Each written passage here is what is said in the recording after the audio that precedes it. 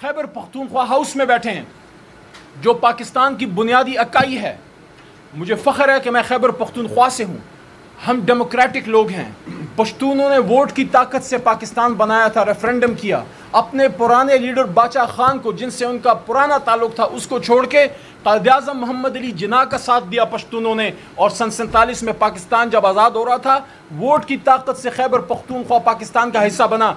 मुझे बड़ा दुख है कि SIFC की मीटिंग में आपने खैबर पख्तूनख्वा के वज़ीर आला जनाब अली अमीन खान गंडापुर को नहीं बुलाया, या आपने अली अमीन खान को नहीं, खैबर पख्तूनख्वा के वज़ीर आला को नहीं बुलाया। आप क्या मैसेज दे रहे हैं उन पश्तूनों को जिन्होंने पाकिस्तान की खातिर आज भी कुर्बानियाँ दे रहे हैं, जिनका खून बह रहा है, जिनके घर लुट चुके हैं, जो आपकी फर्स्ट लाइन ऑफ डिफेंस हुआ करते थे। कभी ट्राइबल बेल्ट में हमारे जर्री पाक फौज को जाने की ज़रूरत नहीं होती थी, हम पश्तून डिफेंस करते थे। लेकिन आज हालत यह है कि पश्तूनों को पाकिस्तान में जीने का हक़ नहीं दिया जा रहा। हमारी कब्र से भी आवाज़ आएगी पख्तूनख्वा में कि पाकिस्तान जिंदाबाद। लेकिन आप भी थोड़ी मेहरबानी फरमाएं, आप मैसेज पेशावर को क्या दे रहे हैं इस्लामाबाद से, जब SIFC में आप खैबर पख्तूनख्वा के वज़ीर आला को नहीं बुलाते। वो अली अमीन खान नहीं है, उसके पीछे इमरान खान है, और इमरान खान के पीछे 25 करोड़ अवाम है। और मेरी बात सुनिए, ये जो इस्लामाबाद में हो रहा है, शहबाज शरीफ साहब, आपके इम्पोर्टेड वज़ीर दाखिला को कहना चाहता हूँ, ये सीरीज़ ऑफ इवेंट्स हो रही हैं, इस पे हमारी नज़र है। हम सिर्फ तहरीक इंसाफ के ऑफिस का रोना नहीं रो रहे। कोई बात नहीं, मैंने तजवीज़ दी थी और मैं अप्रिशिएट करता हूँ बड़े भाई रऊफ़ हसन साहब को। मैंने सुबह तजवीज़ दी कि हम उसी रकस के ऊपर, वो जो मलबा पड़ा है उसके बाहर ज़मीन पर बैठ के, हम कानून को मानने वाले लोग हैं। हमारे ऑफिस को गैर कानूनी सील किया गया है। जब तक अदालत हुक्म नहीं करेगी हम उस बिल्डिंग में नहीं जाएंगे। लेकिन हम ज़मीन पर बैठ के, रोड से हट के पुरअमन अपनी कोर कमेटी का इजलास जो आज सेंट्रल सेक्रेटेरिएट में होना था, इनका ये ख्याल था कि हम उसको कैंसिल कर देंगे। न मीटिंग कैंसिल हुई है, न जगह कैंसिल हुई है, न लोग बदले हैं। खान अगर खड़ा है तो खान के सिपाही भी खड़े हैं। हाँ, फ़र्क ये है कि आज बिल्डिंग के अंदर नहीं, आज ज़मीन के ऊपर पाकिस्तान की सबसे बड़ी जमात चलचलाती धूप में वहाँ बैठ के अपनी कोर कमेटी की मीटिंग करेगी और मैसेज ये देगी कि तहरीक इंसाफ खड़ी थी, तहरीक इंसाफ खड़ी है और तहरीक इंसाफ खड़ी रहेगी। और सीरीज़ ऑफ इवेंट्स की जहाँ तक बात है, गाज़ा के लिए लोग बैठे, फ़लस्तीन के लिए लोग बैठे, हमारे पाकिस्तानी बैठे। अगर आपको या किसी को तौफीक नहीं हुई तो जो बैठे उनको तो सराहें।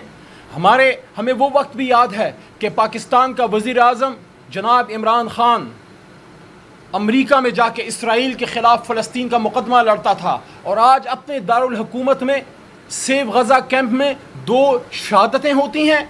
शहबाज शरीफ साहब, इसका कौन पूछेगा? ये शहादतें क्यों हुई हैं? शहादतें तो इसराइल वहाँ फ़लस्तीन में कर रहा है। पाकिस्तान तो इस्लामिक उम्मा का सुरखैल है।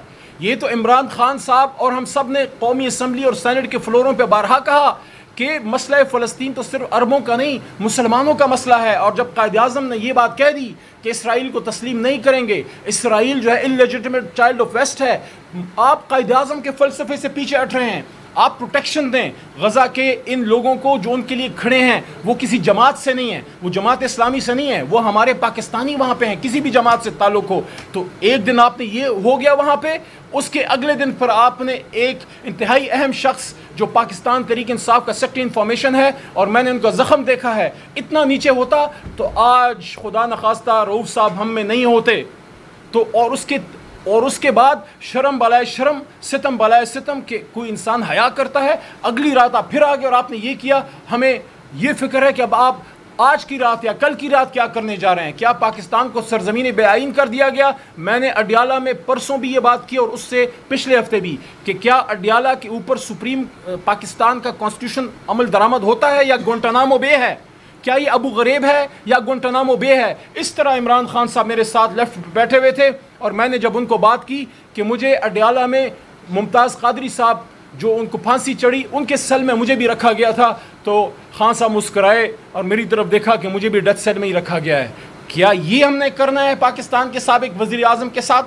तो खुदारा इस तमाम जुल्म के बाद भी इमरान खान साहब ने मेरे सामने परसों ये बात की कि हम मुज़ाकरात करेंगे, लेकिन अपनी बात नहीं की। पहले असीरान की रिहाई हो और मैंडेट की वापसी पे आप रोड मैप दें। और ये भी कहा سپریم کورٹ کے چیف جسٹس صاحب کو میسج دیا ہے تھرو لائرز کہ ہماری 184(3) کی پٹیشن سردار صاحب وہاں پڑی ہے جو حامد خان صاحب نے جمع کی تھی.